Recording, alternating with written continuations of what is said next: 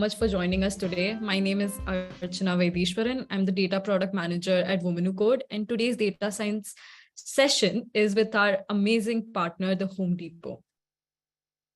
So let me go ahead and introduce our very first speaker. I'm excited to welcome our amazing speakers today. Reshma Jagadheesh leads the conversational AI team at the Home Depot. She's a result-driven data science leader with a focus on using the latest advancement in technologies to drive business impact. With extensive experience in task-oriented dialogue systems, natural language understanding, personalization, question answering, and information retrieval, she's passionate about delivering innovative solutions that solve complex problems. She has a proven track record for successfully deploying and scaling state-of-the-art algorithms to deliver tangible results. So yeah, we are very excited to welcome Reshma today. Let me go ahead. We have two more wonderful speakers here. We have Yao Sun, is a senior data scientist on space optimization team at the Home Depot. She enjoys going on store walks with her team and investigating ways to address customer and associate pain points in stores. Outside of work, Yao likes to unplug and spend time outdoors with her 3-year-old dog. And finally, we have Bethany. Bethany Pohl is a data science manager at the Home Depot. She focuses on customer prospecting with pro intelligence using machine learning.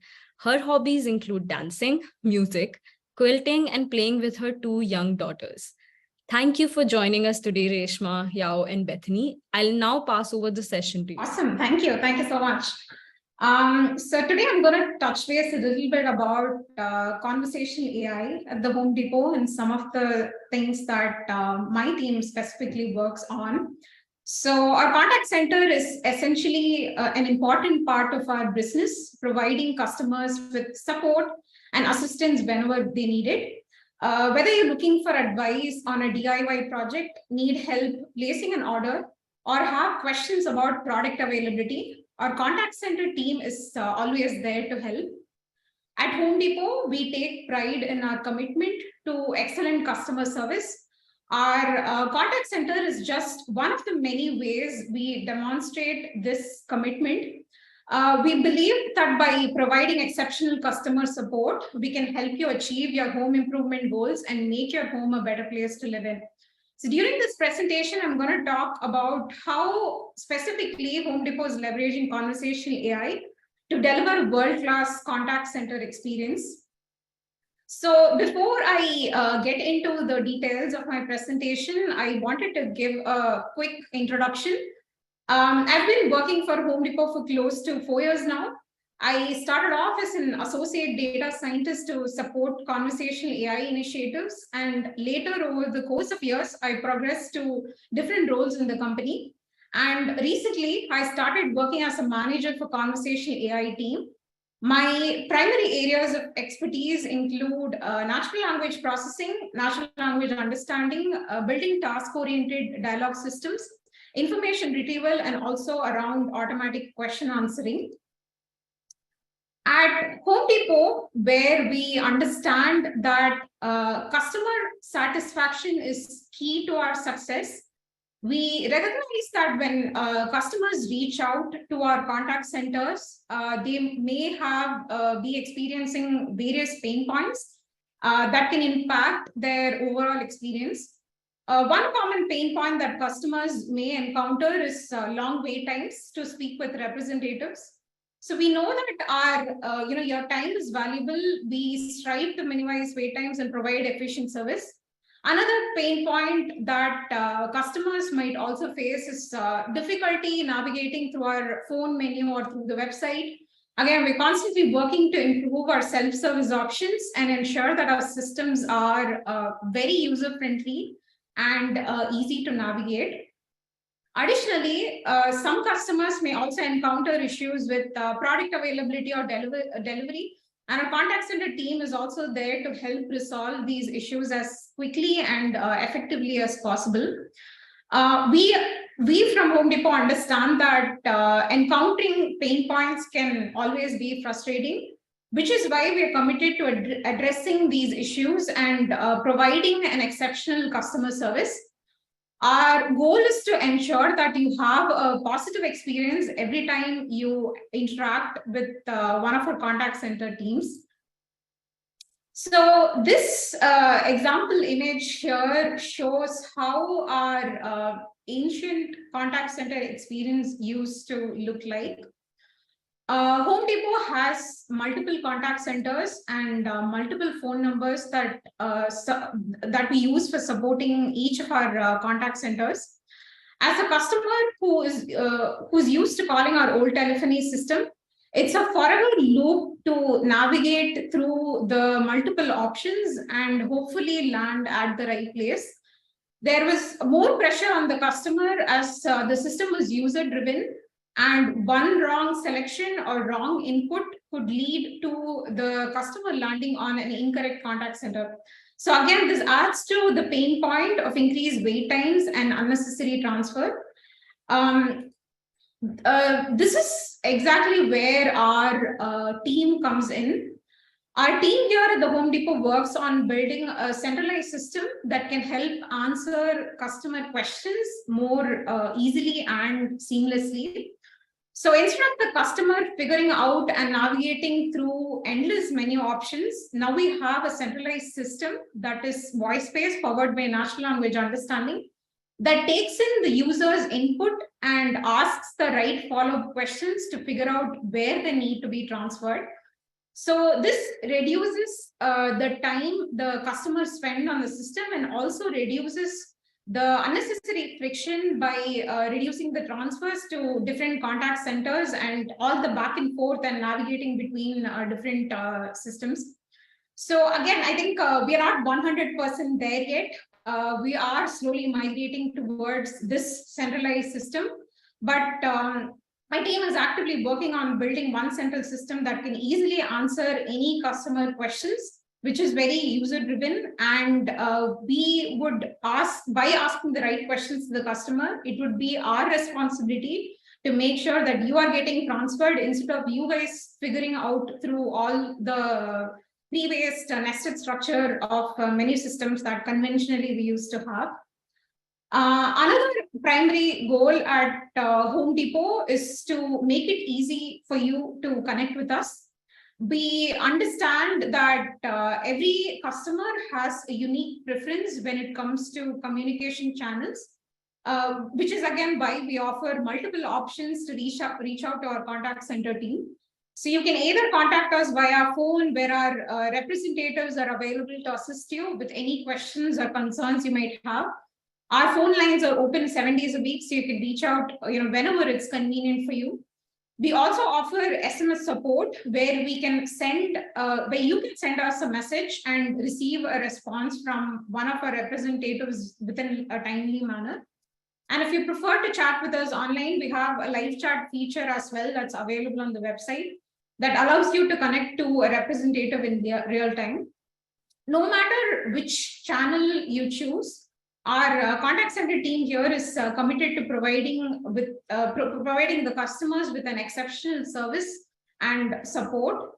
And we of course understand that your time is valuable, and we strive to make it easy and convenient for you to reach us in a way that works best for our customers. So now let's also specifically look at the ways in which data science is transforming the way customers interact with us in contact centers. Are some of the key initiatives that we are working on. So the first one definitely is personalization. So personalization is a key component in delivering exceptional contact center experience that we can drive customer satisfaction and also improve loyalty and thereby revenue as well. By leveraging customer data and insights, contact centers can help create a personalized interaction that makes the customers feel valued, understood, and appreciated. Personalization also helps in improving customer satisfaction. By using personalized interaction, contact center agents can create a more positive and memorable experience for the customers. And personalization can also drive customer loyalty by making the customers feel more valued and appreciated. When customers feel that a company knows them and their preferences, they are more likely to continue doing business with that company and recommend it to others.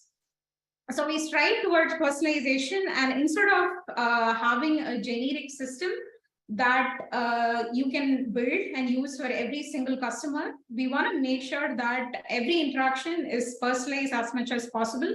And we incorporate data points such as recent customer journeys, what did they do, what did they do at the Home Depot store, or what did their interaction look like in the website, and provide a tailored experience looking at all these different data points. Improving natural language understanding is, of course, becoming increasingly important for contact centers, as it has the potential to transform customer service and support. By improving the natural language understanding, it helps also to improve the efficiency of our system. By automating some of our routine interactions and inquiries through a natural language powered chatbot or virtual assistant, a contact center can free up agents to focus on more complex inquiries. This can increase the efficiency of the contact centers, reduce the wait times, and allow agents to handle more challenging customer inquiries. In general, natural language understanding is a complex problem because every customer has their own way of expressing what they want.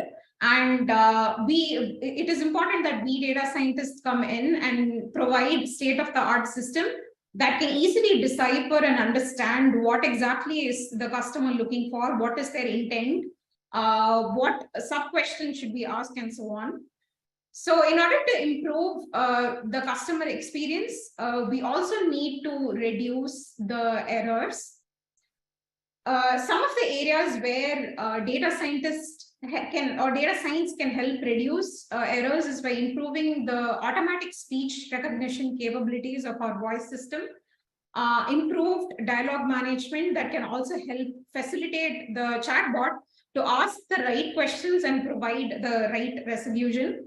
Other areas where we can also actively monitor and reduce errors are also powering things such as our natural language understanding, which is intent classification, entity recognition, and of course, the general question answering capability of our virtual assistants and chatbots.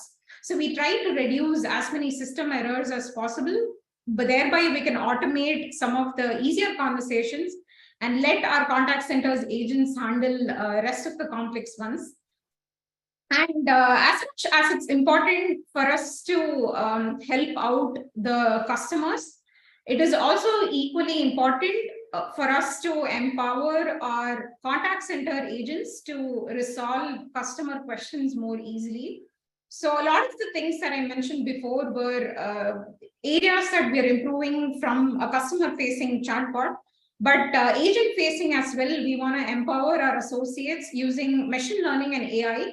And areas where we can improve is improving the findability of knowledge-based articles, suggesting the right responses that an agent can use to help answer customer questions more easily. And thereby it can also help reduce the time it takes to resolve the customer problems. So in closing, I want to emphasize that customers are the lifeblood of our business. They are, of course, the reason why we exist, and their satisfaction should always be the top priority for us.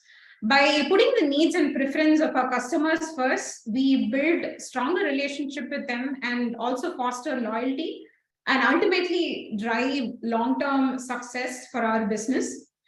Every interaction that we have with the customer is an opportunity to make a positive impression and build a lasting relationship, whether it's through personalized service, attentive listening, or going the extra mile to meet their needs. We have the power to make a difference in the lives of our customers. And that is personally the reason why I am very passionate about my team and the value that we bring to our table. Especially in improving the customer satisfaction and customer experience as a whole. So thank you everyone for your attention. I will pass it over to the next speaker. I think that's Yao. And we will leave the Q&A for the end of the session. Thank you everyone for your time. Hi, everyone. My name is Yao-san. Thank you for tuning in to the Women Who Code webinar at the Home Depot. I am a senior data scientist on the space optimization team, and I've been with the company for almost 3 years at this point. So today, I'd like to share an interesting application of causal inference in space optimization. So a little bit background on us. Space optimization has been around for about 7-8 years, and we support almost 2,000 stores in the United States and $130 billion in store sales. So we collaborate really closely with other areas of the business to gather their product knowledge, their store knowledge, planogram knowledge, and work cross-functionally to provide recommendations and facilitate a data-driven decision-making process at the Home Depot. So one example of the type of space decisions at the Home Depot are in-store projects. So in-store projects are generally one of our largest capital investments at the company. So space trades happen all the time as part of the in-store projects. And space trade essentially are the decisions to make sure that the appropriate amount of space is allocated to the right products. And starting with a project planning phase, the space optimization team is heavily involved in this initial phase of project planning. And it's normally a very complex and convoluted kind of decision-making process where you have to factor in the regionality of the stores, the seasonalities of the products, and sometimes kind of events that's going on at different time of year. So we're involved in this planning phase with our business partners, and we're also tasked with kind of measuring the project performance post-execution. So there are many ways to measure project performance at the Home Depot. And one of the ways we've been testing with, and today we'll share about, is through a causal inference lens. So essentially, it gets at the idea of deriving the causal impact of space change on sales change with the presence of covariance and without an experimental design. Experiments are normally very difficult operationally and costly to implement in a store. So the fundamental challenge we will face in this problem is to deriving that relationship that we're interested in with the presence of covariance, like I mentioned earlier, regionality, seasonality, etc., to derive at the causal relationship of space to sales. So, and then we want to take that a step further. Once we have a general idea of how our projects are performing, we want to be able to predict future project performance for pending projects in order to make sure that we know which categories to prioritize to assign the treatment first. The treatment here means space change. And we want to be able to feed that process back to the project planning phase to facilitate that data-driven decisions from the get-go. So today we'll cover and touch on the second and third part of the process, which are the measurement and the prediction. Starting with the measurement. So in a randomized study, we can straightforwardly derive the average treatment effect of the population, which is the ATE, by comparing the distributions of the treatment and the control if the covariance are balanced. But like I mentioned a little bit earlier, space decisions in in-store projects are almost never random because there are a lot of factors that people take into consideration when making those decisions. So in order to derive an average treatment effect, we have to first make sure the covariance are balanced out. And here is an example of a distribution of a covariant X under treatment and control. And you can clearly see the distribution is not very well balanced. There are many ways that one can use to balance this covariant distribution. And one of the classic way is through propensity score. So here, by building a model for propensity score estimation, we want to make sure that our observational data is as close to a randomized experiment as possible. propensity score is the idea of conditional probability of receiving a space change given your pre-treatment covariance. And pre-treatment covariance here, you have to kind of first source and gather, maybe working with your business partners, working with decision maker to make sure which factors that they take into consideration, and then transform that into kind of a format of factors and columns and features that you feed into this model. So in randomized studies, the propensity score is somewhat irrelevant because the treatment is assigned at random. But in observational studies, we can build classifiers to estimate propensity scores, either through logistic regression, XGBoost, etc. Any type of classifier would essentially suffice this purpose. After we derive propensity score, we need to check the balance of propensity score under treatment and control. And this is eventually to check that our treatment is comparable to the control. And we might need to discard part of the data with poor overlap, because for those units that we might discard in this part is because for these units, there is not a comparable kind of unit in the opposite group. So you might need to kind of repeat this process a few times to make sure there is a really good overlap of your treatment and control when it comes to the distribution of propensity scores. And the next step that we took is to further balance covariance using a method called inverse probability weighting. So the intuition behind IPW is that units where propensity score is at the opposite assignment will get upweight in this resampling, weighted resampling based on inverse probability method. So here in this example, if you're in a control group, but you have a high propensity score, then in the resampling part, you will essentially get more weight in the resampling process. And the goal here is also to further balance covariance, making sure your treatment is comparable to your control, making sure your data is as close to a randomized study as possible. And always a good practice to check your covariance distribution again after your IPW adjustments. So here I'm showing two examples of one, a categorical variable where before your IPW adjustment, you have kind of a poor overlap across your 6 different levels of in this categorical variable.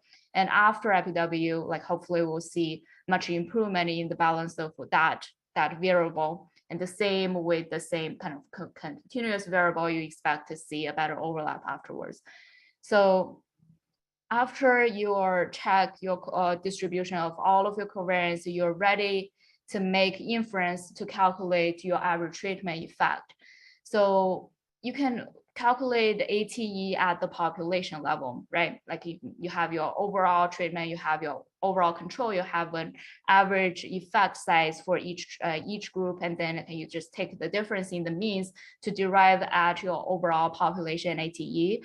But a lot of times people are interested in looking at a specific subgroup, such as at Home Depot, I might be interested in look at the ATE for outdoor gardening only because I want to like evaluate if I need to assign more space to outdoor gardening.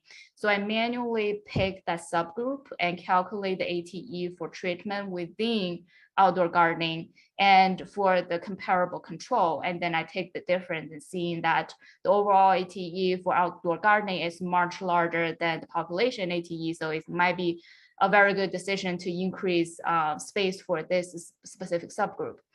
So that's one way we can do this by hand, by maybe business priorities that you kind of create a subgroup to assess ATE.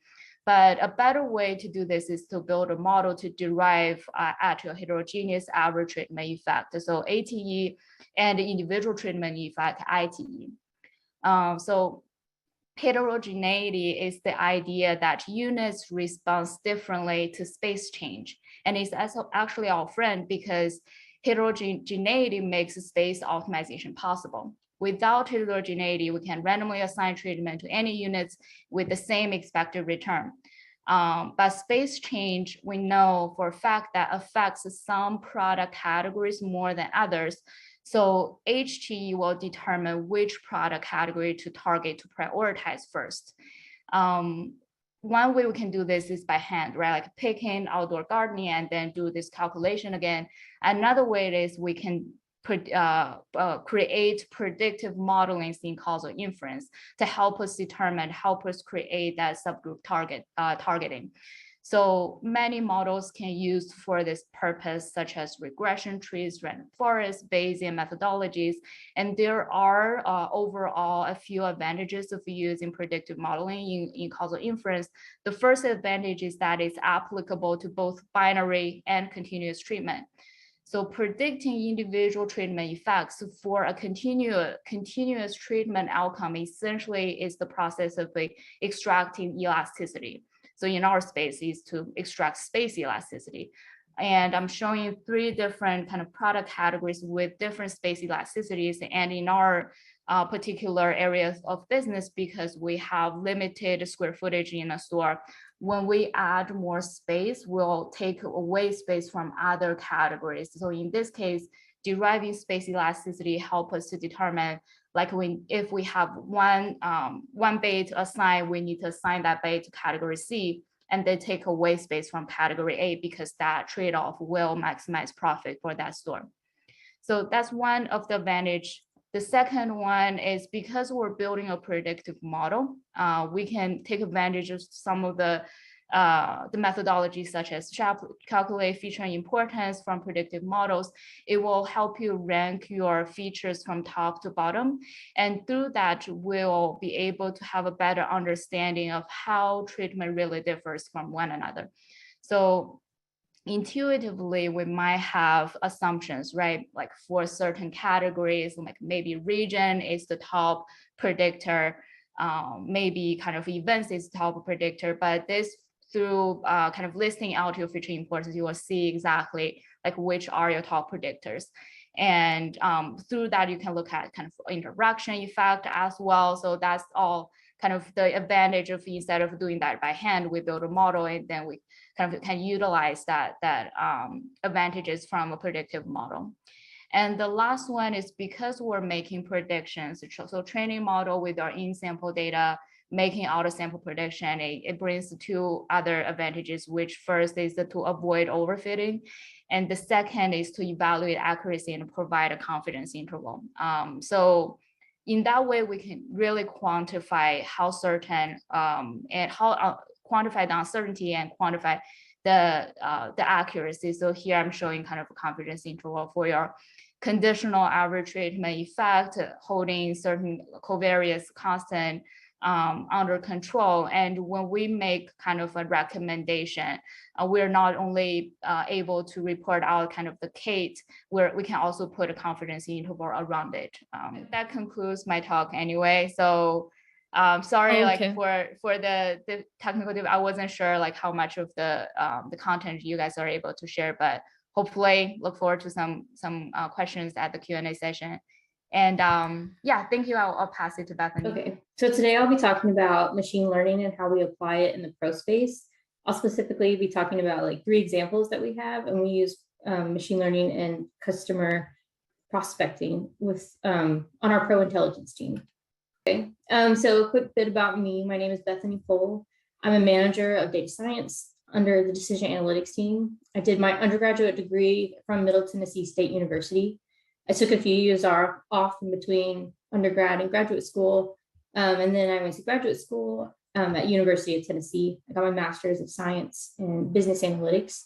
I did my internship while I was in grad school with Home Depot in supply chain. And I love the company and the culture so much. I came back full time and I started with supply chain analytics. I heard about decision analytics kind of through the grapevine. It was a brand new team and I got really excited about it. So I started with decision analytics and reporting. And then I made my way over to analytics and data science, and I've been there ever since.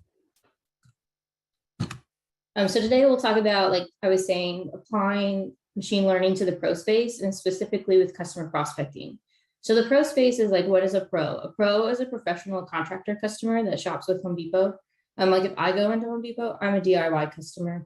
I just go in and buy what I need and I go home. But if you're a pro customer and you're a larger pro with very complex needs, you have lots of job sites, you're helping multiple customers at once. Those are kind of our target customers. And we want to target good high growth customers. And how do we find the best customers? What is their ideal type? How do we prioritize them? And then how do we find the best geography optimization to reach those customers? So the first thing we did was define the customer types using clustering. What is our ideal customers?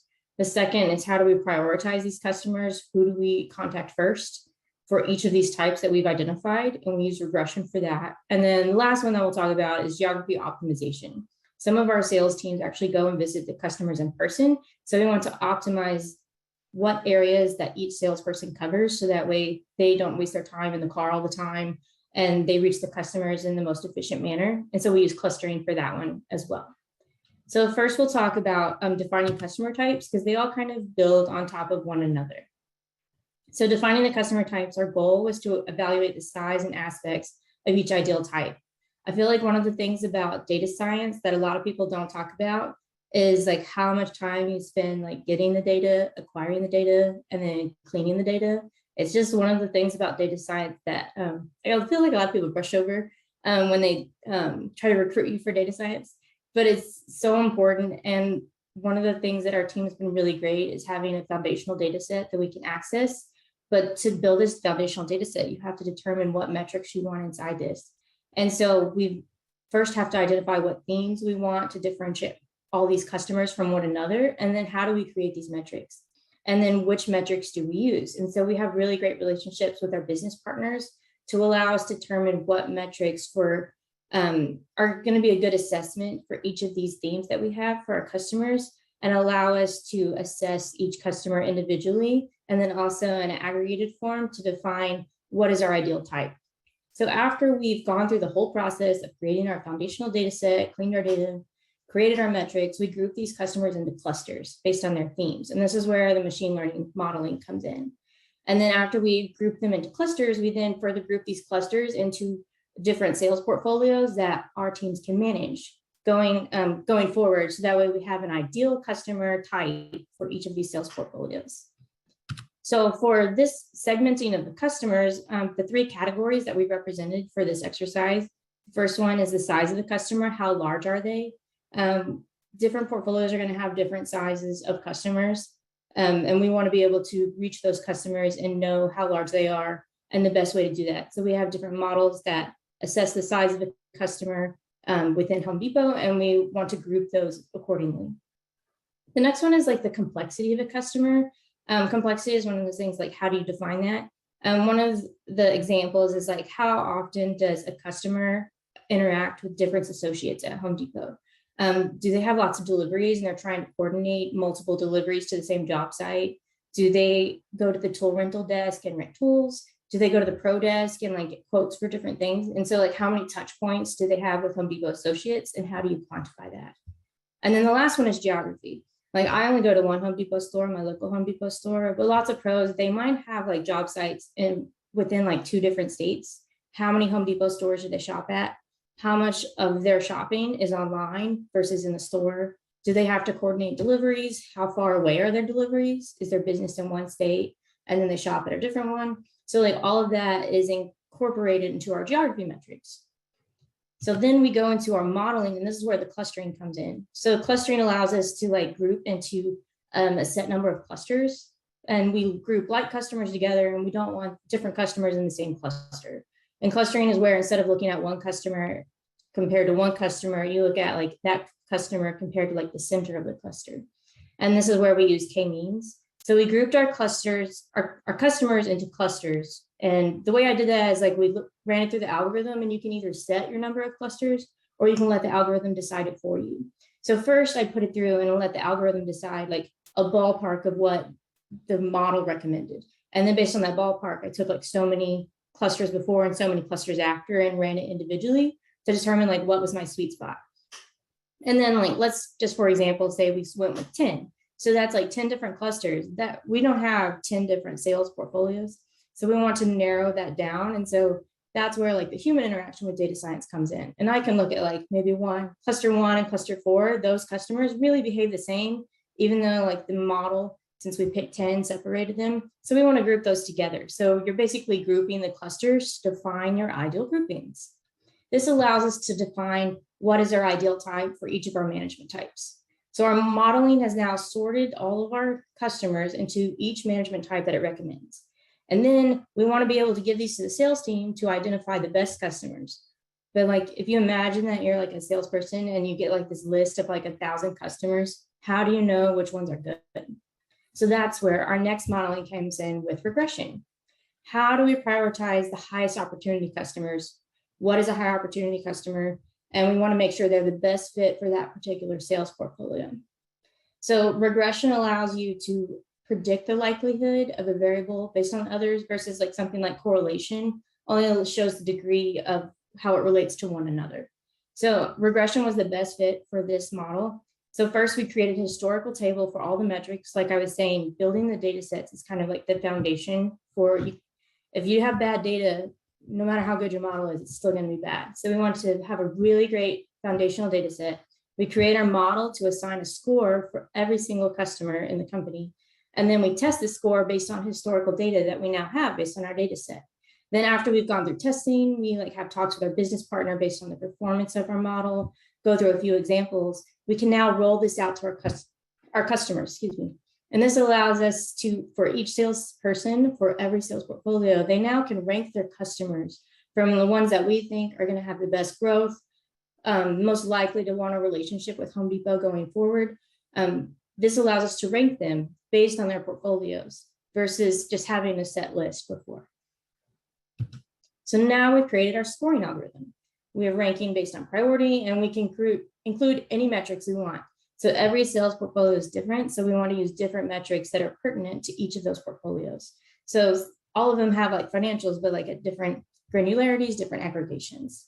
So now that we've picked our customers, our customer type, and we've ranked them, who do we want to pursue first? Next, we have to optimize our team's geographies for the team that do go in person to see different customers. And we brought in clustering again for this. So first we have to statistically set up a territory for those high performing customers. So that's why you have to have like steps 1 and 2. A lot of data science is building off of the other. So first you pick your type, and then you pick who are the high performing customers for that type. So now we've narrowed down our customer base, and where they're located, we can assign territories based on distances and like store information, various aspects. And we can create clusters for the leads of each of these markets. Then we take our clusters, and we can assign sales team members based on this cluster. This gives us an optimized data-driven mapping option for how to pursue customers going forward. So that's kind of like an overview of customer prospecting with Pro Intelligence. Thank you so much for including me today. So hi y'all, thanks for having us today. I will say that I'm going to share my screen here.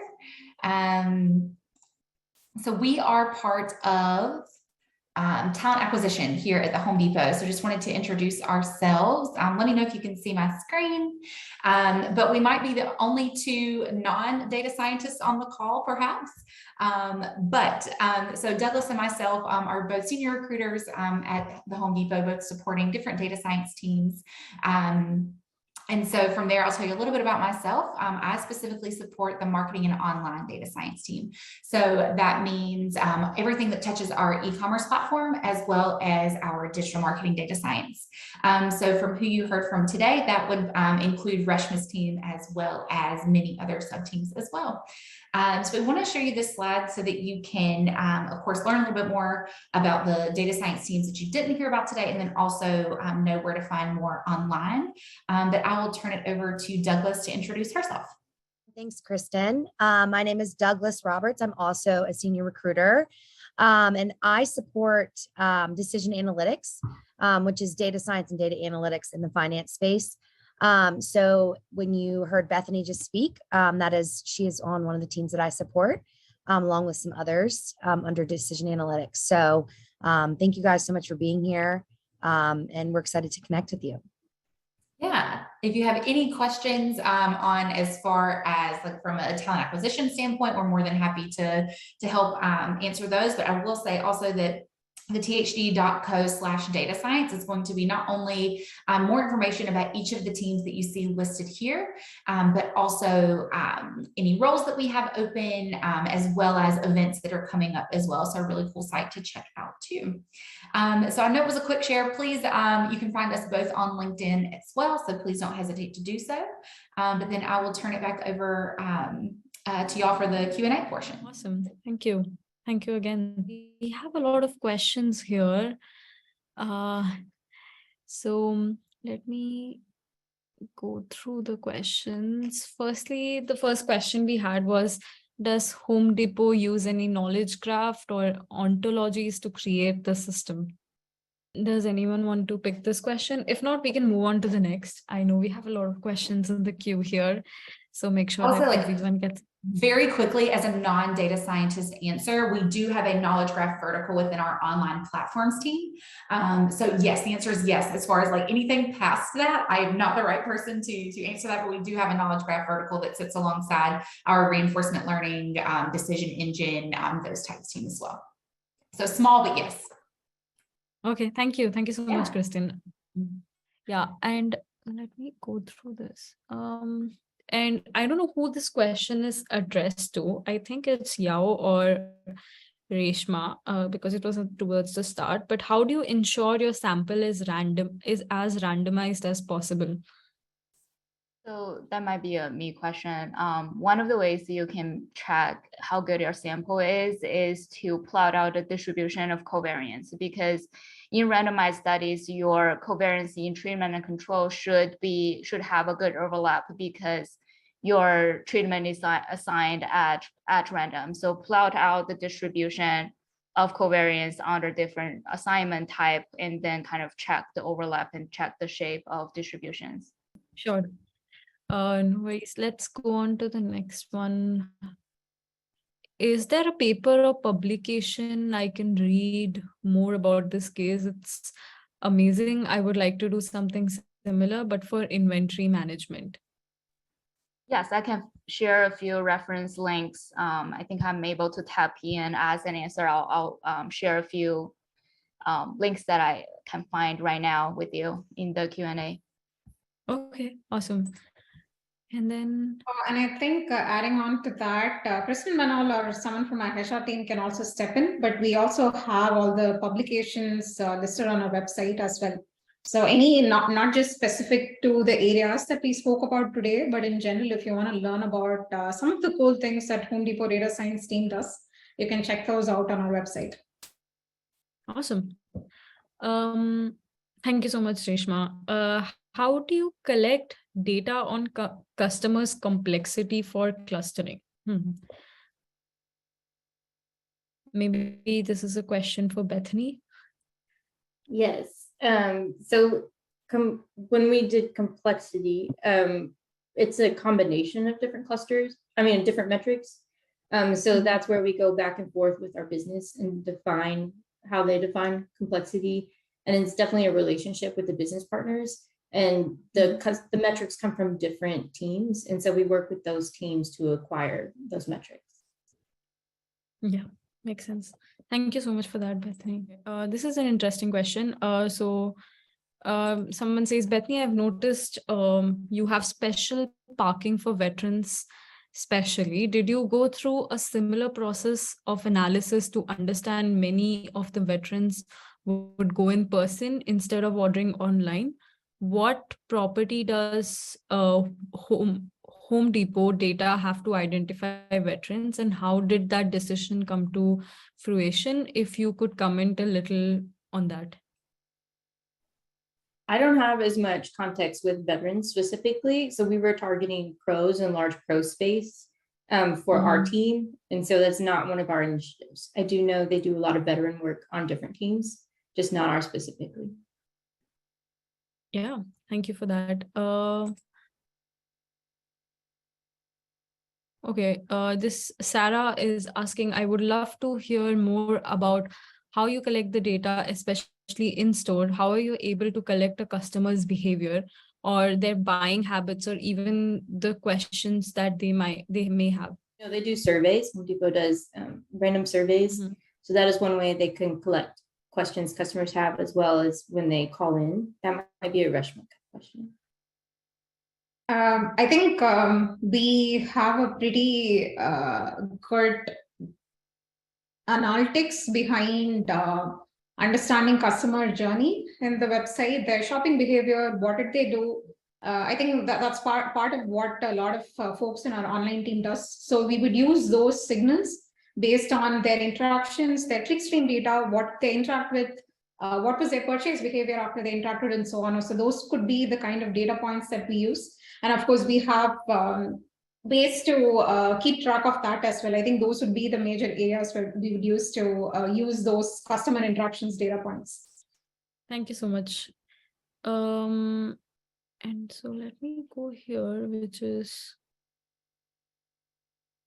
someone here asked an interesting question as well. Yeah, is this used to drive marketing strategies in different parts of US or other countries, or is this used more at the district level for a limited number of stores? So we do have some relationships with our marketing team, but our relationship for this particular customer prospecting is with the sales teams. And so the sales team member would have the relationships that would initiate any of those marketing initiatives.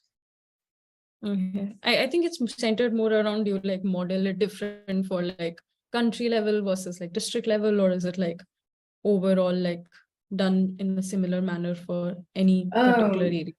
Oh, that depends on which kind of sales portfolio and what customer type that customer falls under. So if it's like a customer that only shops at one store, we handle that customer and the model behind it completely differently than like a national customer that's across the country.